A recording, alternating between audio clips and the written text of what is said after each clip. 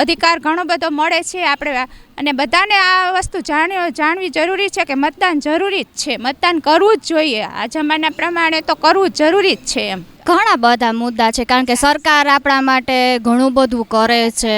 અત્યારે smart city બને છે, અત્યારે આપણને બધી સેવાઓ આપે છે, ઘણું આપણા માટે કરે છે, તો એના માટે આપણે મતદાન તો કરવું જ જોઈએ. આમ તો છેલ્લા 100 વર્ષમાં જોવા જાવ આઝાદી પછી તો ઘણી બધી સરકારો બદલી છે, પણ એક નાગરિક તરીકે આપણો પ્રથમ અધિકાર છે અને આ રાષ્ટ્રીય પર્વ છે. એટલે મતદાન હું તો કહું છું દરેક વ્યક્તિ 18થી ઉપરના હોય એ લોકોએ આ ધ્યાનમાં રાખીને આવવું જ જોઈએ, કારણ કે 80-90 વર્ષના જોઈએ આપણે ઘણા બધા વડીલો છે કે એ લોકો પણ છેલ્લે ચાલી નથી શકતા તોય મતદાન આપવા આવેલા છે અને એ લોકો મહત્ત્વ સમજે છે મતદાનનું. હું શાળામાં શિક્ષિકા તરીકેનું કામ કરું છું. સાથે સાથે મારા સ્ટાફના લોકો દ્વારા અને અમારા પેરેન્ટ્સ દ્વારા પણ અમે ઘણા બધા લોકોને મતદાન કરાવ્યું છે.